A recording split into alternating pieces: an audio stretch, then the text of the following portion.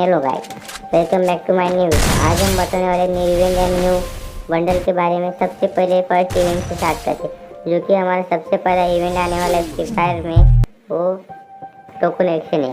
आपको टोकन करने में पूरा फीमेल का बटन मिल जाएगा। टोकन एक्शन करने के लिए आपको गेम कौन से भी मिशन पूरे करके 10-20 ऐसे टोकन मिलेंगे। इससे आप पूरा फीमेल का बंडल एक्शन कर सकते हो। जो हमारा दूसरा इवेंट है, फ्री फायर में कभी भी आ सकता है।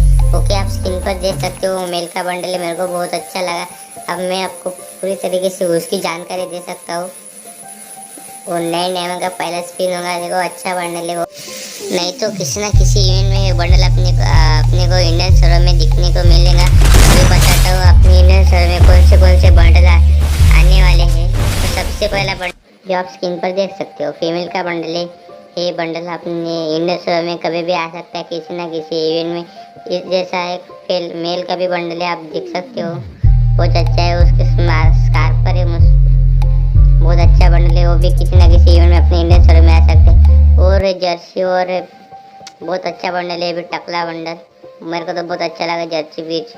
और बंडल फीमेल पहन सकती है और मेल पहन सकता है।